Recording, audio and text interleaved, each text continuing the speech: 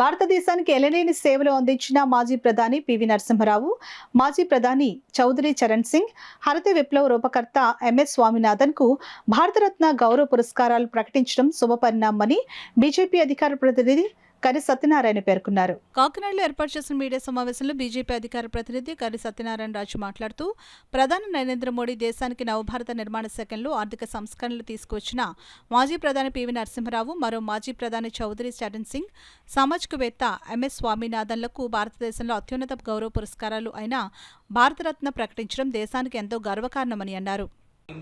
ఈరోజు liberalisation, globalisation, privatisation అనే నినాదంతో ముందుకెళ్తుంది.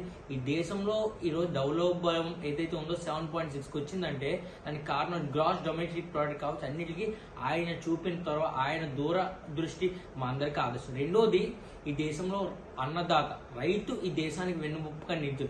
గ్రామీణ ప్రాంతాల్లో పంచాయతీరాజ్ వ్యవస్థలో కావచ్చు, అట్లాగే ఈ గ్రామీణ ప్రాంత రైతులకు అనుసంధానంగా ఎన్నో బిల్లులు తేవడంలో కావచ్చు, ఒక స్వాతంత్ర సమరయోధుడికి నుంచి రైతే రాజు అనే నిజం చేస్తూ ఉత్తరప్రదేశ్కి చెందిన చౌదరి చరణ్ సింగ్ గారు ఏదైతే ప్రధానమంత్రిగా ఉన్నారో ఆయన గుర్తించడం, ఆయన జన్మదినం ఏదైతే ఉందో ఫార్మర్స్ డే ఆఫ్ ఇండియాగా అభివర్ణించిన శుభాకాంక్షలు. రెండోది, ఈ భారతదేశ రోజు రోజుకు జనాభా పెరిగిపోతుంది. అట్లాంటి జనాభా పెరుగుదలలో సరైన మౌలిక వసతులు కల్పన, ఆహార ధాన్యాల లోటు ఉండింది.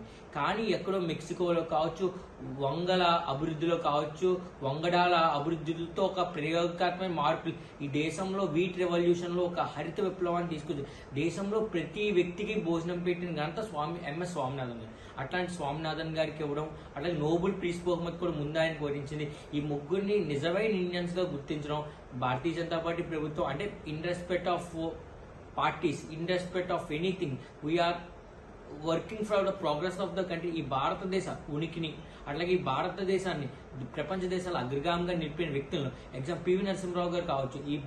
ఆయన చేయలేని ఆర్థిక సంస్కరణలు మాత్రమే కాదు, ఆయన విద్యుత్ రంగంలో ఎన్నో మార్పులు తీసుకొచ్చారు. మూడోది ఏంటంటే, ఈ పక్కనున్న దౌత్య సంబంధాలు ఆయన నేర్పినట్టు ఎవరు నేర్పలేదు. అది ఇరాన్తో కావచ్చు, ఇరాక్తో కావచ్చు, అట్లాగే పక్కన చైనాతో కావచ్చు.